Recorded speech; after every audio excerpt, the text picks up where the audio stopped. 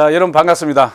이번 33회 공인중개사 시험 여러분 잘 치르셨습니까? 고생 많으셨죠? 한 학기의 농사를 추수하는 그런 시점에서 시험을 보셨을 텐데 실제 전체 문제 중에서 계산 문제가 한 9문제 나오는 상황이다 보니까 여러분이 조금 당황하셨을 수도 있습니다. 그렇지만 난이도 측면에서 본다면 작년과 비교했을 때 그렇게 차이는 거의 없었다, 이렇게 저는 생각합니다. 교과 내용에 충실하셨다면 충분히 풀 수 있는 문제였습니다. 그래서 실질적으로 서술형을 먼저 푸시고 계산 문제에 접근하셨다면 충분히 여러분들이 원하시는 점수를 받으셨으리라고 생각합니다. 자, 그러면 여러분이 치르신 시험의 문제에 대해서 하나씩 풀어보도록 하겠습니다. 자, 첫 번째 문제 보시면 토지의 정착물에 해당하지 않는 것은, 자, 정착물이라는 것은 토지에 고정되어 있어서 오랫동안 부착되어 있어야 되죠. 근데 국어라든가 단연생 식물, 그 다음에 교량, 담장 등은 뭡니까? 오랫동안 부착되어 있는 것이죠. 근데 여기서는 답을 주려고 한 것이죠. 가식중이라 했잖아요. 이 가식중이라는 것은 글자 그대로 임시죠. 임시로 심어 놓는 거야. 언제? 원래의 위치에 옮기기 위해서 임시로 심어 놓는 상황이기 때문에 이거는 정착물이라고 볼 수가 없다. 여기에 단어가 나와 있죠. 가식이라고. 임시로 심었다. 그래서 3번이 정답이 되겠습니다. 다음 문제 보시면 부동산의 특성에 관한 설명으로 옳은 것은, 자, 토지는 물리적 위치가 고정되어 있어. 자, 이거는 이제 부동성이라는 뜻이죠. 부동성이라서 부동산 시장 자체가 국지화된다 그랬죠. 이거 기본서 공부하실 때도 여러분 많이 보셨죠. 국지화라는 것은 이게 반국자라 그랬죠. 그러니까 좁게 만든다, 시장을 좁게 만든다, 이렇게 얘기했죠. 그래서 1번이 정답이 되겠습니다.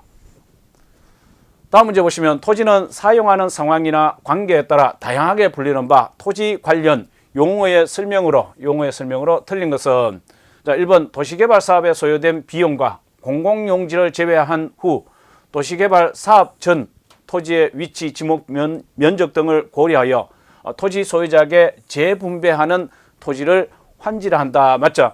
그러니까 개발 전에 토지를 갖다가 개발된 후에 토지로 바꿔주는데 위치라든가 지목, 면적 등을 고려해서 바꿔주기 때문에 토지를 바꿔준다. 바꿀 환자, 땅지자. 그래서 환지다. 맞는 내용이죠. 2번 보시면 토지와 도로 등 경계 사이에 경사진 부분의 토지를 법지라한다 그랬죠. 자, 이 법지라는 것은 실질적으로 이 경사진 부분의 토지죠. 여기에 뭐 집을 짓는다 이렇게 됐을 때 이 경사진 부분의 토지는 내 것이다 그랬죠. 사유지다. 내 토지는 맞지만, 내 것은 맞지만 실질적으로 실현 가치는 없다, 이렇게 얘기했어요. 그래서 2번도 맞는 내용입니다. 그 다음 3번에 고압 송전선, 전선 아래의 토지를 선하지를 한다. 여기서도 전선 아래니까 선 아래 맞죠? 전선의 아래니까 선 아래, 맞는 내용이 되겠습니다. 선 아래다, 이렇게 있죠. 그래서 선하지가 맞습니다. 그 다음 4번 보시면 소유권이 인정되지 않는 바다와 육지 사이의 해변 토지를 포락지한다. 아니죠. 포락지라는 것은 실제 하천이라든가 이런 바닷가라든가 이 물가에 있어서 이 땅이 물을 개먹어서 바다 밑이나 하천 밑으로 들어가는 것이죠.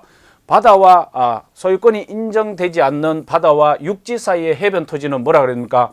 빈지라 그러죠. 빈지라고 합니다. 그래서 틀린 것은 4번이 되겠습니다.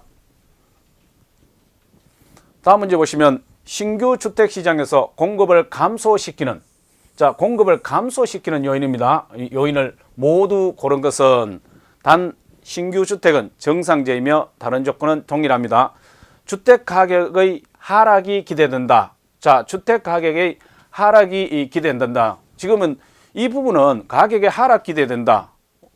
요거는 조금 두고 봅시다. 그 다음에 주택 건설, 이건 수요와 좀 관련되는 느낌이 들죠. 그 다음에 주택 건설 업체 수가 감소한다. 이거는 확실히 공급 감소네, 그죠? 자, 그 다음에 이제 주택 건설용 토지의 가격이 하락한다.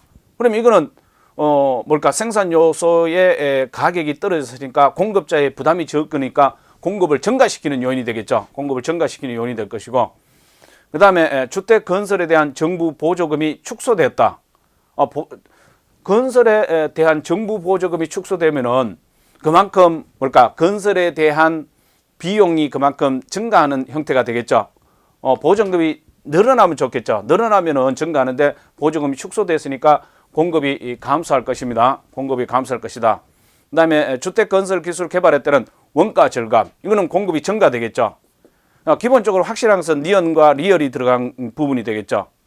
자, 그래서 정답은 2번이 되겠습니다. 주택 가격의 하락이 기대된다. 그러면 하락이 기대된다. 하락이 기대된다. 조금 수요 측면이 강하다고 볼 수가 있겠죠. 수요가 증가하겠죠. 수요가 수요를 뒤로 미루게 될 것입니다. 자, 그래서 이 문제 정답은 2번이 되겠습니다. 다음 문제 보시겠습니다. 부동산 시장에 관한 설명으로 틀린 것은 부동산 시장에서는 정보의 비대칭성으로 인해서, 정보의 비대칭성은 수요자와 공급자가 정보를 똑같이 가지고 있지 않고 어느 한쪽이 적게 가지고 있다는 뜻이죠. 그죠? 그러면 상대적으로 다른 한쪽은 더 많이 가지고 있다는 것이잖아요. 자, 이것으로 인해서 부동산 가격의 왜곡 현상이 나타나기도 한다. 당연하죠. 정보를 더 많이 가진 사람이 이걸 핸들링 해버릴 거 아닙니까? 그죠? 그렇기 때문에 부당이득을 취하기도 합니다. 그 다음에 2번 보시면 부동산 시장은 장기보다 단기에서의 공급 가격 탄력성이 작죠. 그죠? 단기에는 가격 탄력성이 떨어집니다. 탄력성이 떨어져. 그러므로 단기 수급 조절이 어렵습니다. 틀린 것은 2번이 되겠습니다. 자, 그 다음 문제 보시면 허프 모형에 관한 설명으로 옳은 것은, 자, 허프 그러면 뭡니까? 확률 모형이죠. 허프 모형은 수요자들이 구매하러 어디로 올 것인가 그 확률을 파악하는 것이죠. 옳은 것을 모두 골라라 이렇게 되어 있어요. 자, 어떤 매장이 고객에게 주는 효용이 클수록 그 매장의 고객들에게 선택될 확률이 더 높아진다는 공리의 바탕을 두고 있다. 맞는 내용이죠. 그 다음에 해당 매장을 방문하는 고객의 행동력은 방문하고자 하는 매장의 크기에 비례하고, 매장의 크기에 비례하는 거 맞죠? 그죠? 비례하고 매장까지의 거리의 람다성이라죠. 마찰 계수에 반비례합니다. 반비례한다. 맞는 내용이죠. 자, 그 다음에 공간 마찰 계수는 시장의 교통 조건과 매장 물건의 특성에 따라서 달라집니다. 교통 조건이 나쁘면은 마찰이 많이 일어나는 것이죠. 시간이 많이 걸리죠. 그러다 보니까 그 값은 커집니다. 람다 값이 커진다. 맞는 내용이 되겠습니다. 자, 이 얘기는 그러니까 허프의 확률 모형 자체를 보면 어떤 특정 매장이 있으면 그 사이에 어떤 다른 매장도 있을 거 아닙니까? 그죠? 그러면 특정 매장까지의 거리의 마찰 계수 이렇게 얘기죠. 람다성이죠. 마찰 계수 이렇게 얘기. 분의 특정 매장의 면적 이렇게 얘기죠. 면적. 규모를 얘기하는 것입니다. 특정 매장의 면적 또는 규모 이렇게 표현합니다. 그러니까 이게 인구수가 될 수도 있죠. 인구수가 될 수도 있습니다. 자, 이거 플러스 다른 매장이죠. 다른 매장까지의 거리의 람다성, 즉 마찰 계수죠. 마찰 계수 분의 다른 매장의 면적들, 이거 다 들어갑니다. 면적들이 들어가게 됩니다. 그러니까 매장이 있으면 매장 전체에 대한 내용이 분모에 와요. 그 다음에 이게 특정 매장 부분은 여기 그대로 얘가 그대로 올라오면 됩니다. 특정 매장까지의 거리의 마찰 계수 분의 특정 매장의 면적 또는 규모를 할 때는 이 면적이라고도 하고 또 인구가 들어갈 수도 있습니다. 자, 그러다 보니까 이 마찰 계수는 여기에 있는 이 마찰 계수 있지 않습니까? 이 마찰 계수들, 이 분모에 붙는 이 특정 거리까지의 마찰 계수는 교통 상황이 안 좋으면 커집니다. 그다음에 일반적으로 소비자는 가장 가까운 곳에서 상품을 선택하려는 경향이 있다. 제가 웃으면서 허프 그러면서 이 수영을 별로 못하니까 가까운 거리밖에 수영을 못한다 했죠. 그래서 가까운 곳에서 상품을 선택하려는 경향이 있습니다. 그 다음에 고정된 상권을 놓고 경쟁함으로써 제로섬 게임이 된다는 한계가 있다. 맞는 내용이죠.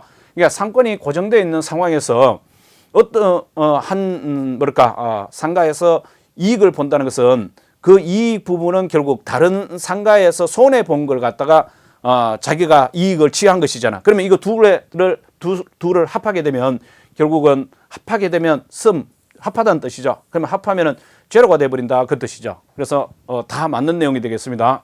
그래서 정답은 5번이 되겠습니다.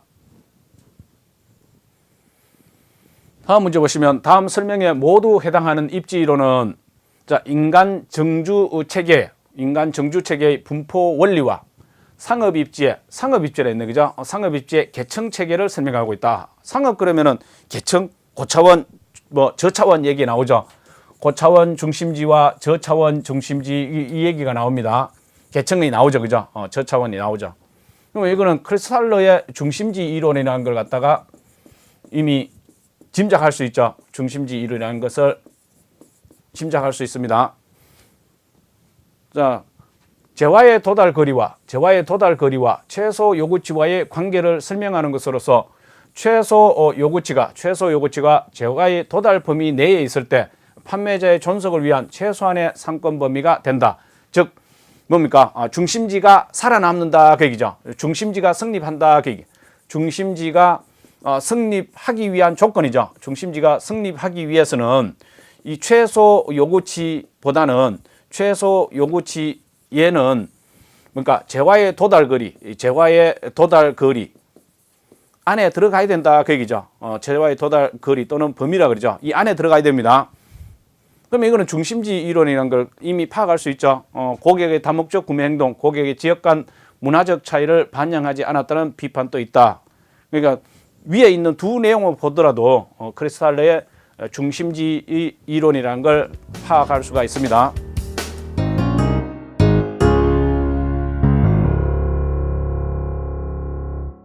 경록과 함께 유익한 시간 되셨나요? 구독과 좋아요 눌러주세요.